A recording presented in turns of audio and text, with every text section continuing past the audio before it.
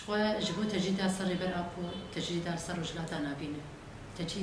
تجريدا لسر هر چار پرچه کردستانی جبر گزانن ريبر ابو مفتاح چار سريا رجلاتا نابينه يعني وكري خستنا جن ام بيجن ج 25 سال ريبر ابو نقبا چار دیواراتي وبيدنگيا همه ام بيجن دنياي الهمبري ريبر ابو وتشتي بو ريبر ابو دخوازيش همو جهاني ره نتني ام بيجن جقلي كردري ياج ام بيجن جهنك مكونات اره اما كيابا ام بيجن ريبري حمنا نتواي جحمنا توار دخوازي جبر بيكي تجريدك تنظري تجريدك يعني وكانت تبوجي سرد سالار تجريدا جران قلت سروي حد هنظري تجريدا كده قالوا ام بيجن جعليه تندرستياوي دي جعليه ام بيجن روناهيه دي جعليه لوجستيكيه دي يعني اف تجريدي ودغري سروي كاتش تجريدا يعني دماغ تبيجن سي بي تي درباسي جومي بريا دمكي يعني حركسي امرابو ما هفقيسه داخياني دا جراي العالم رو هفقيسه شالكي بس تنيج بو سي بي تي بيجي بيروشا ريبر ابو تشاواكي اما سي بي تي نا بيجي جبر ايغو مؤامرات شيكر ايغو كومبلو شيكر سي بي تي جي شيكر سي بي تي جي كسيوان وان ابا كرونو درباسي جم ريبر ابو كن دماغ درباسي جم ريبر ابو نجبو تندرستياوي نجبو جناس بك بريبر ابو تشخصتكاوي درباسي جم ريبر ابو بيجبو دو جدو براتيك ما ازاد جدو بروجي ازاديه بقر اما ريبر ابو يعني في تشتي بيك ناينه جدو فان بروجا بناقره دوی دمی والا درد کبن جبر بیکی و چه داخیانی بدن و چه بیجن جبر بیکی امجی وق قلی رجابای کردستانی هر چهار پرچه جهانی امی ورد لسر پیابن يعني ريبرك 25 سال بچه حقي ويكون نقابات شارتي ورد قالوا إيريشي تكسي كربو قالوا تعدل تكسي كربو إيريشي سينوري تكسي كربو يعني دي اتفاقيات واني لوزاني دي اتفاقيات 6 سالة وان كرد كرن 4 برشة عرب كرن 22 برشة لأما تفولوجي يعني كرد يقول كويدا كيباناجي يعني تبن دسلاداريا وي دولتي دبو تاني ريبر ابو يعني ما في بانك ساخوس يعني بلكي حركة زاني بحزارة بارتي رابون سرخوا بيجن الشيخ سعيد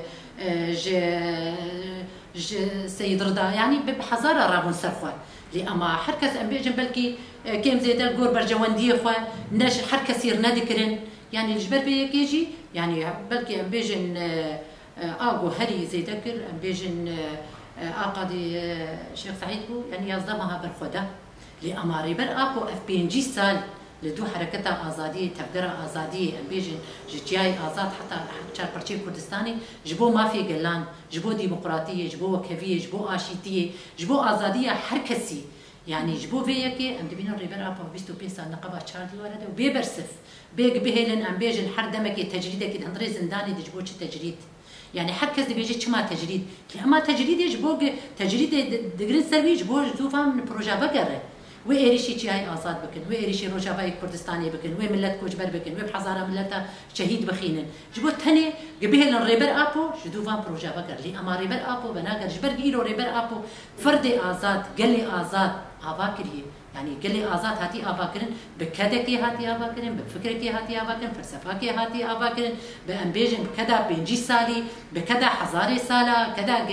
ما في قلات النبو حركز بندسبو لأما حركز إيرو ما في خودي دركتي حركز الفكر وفلسفي خودي دركتي جبر بيك ريبر أبو بناقر إيرو براتيك ما آزاد بروجي ريبر أبو بروجي حمقلاجي يعني نتني بروجي أنبيجن فردكي يا شخصكي يا قلكي يعني بروجي رجلاتا نابينه حمي قلي بندستي أنبيجن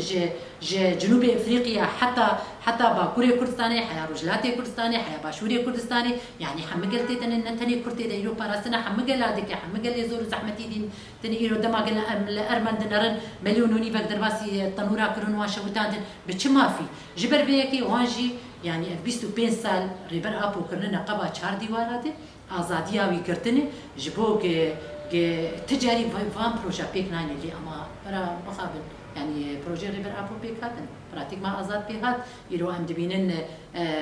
بدماغ ريبر ابو ام بيجن درباسي زنداني كرم بريا 25 ساله بلكي ما تقول شاغي كرد 10 مليون ريبر ابو تقولوا دلي 10 مليون انسان دلي متبات كازادي هل من معقول ازروني واجدو في ازاديه بكر يرو امش ريبر ابو دبيجن وامش حمقل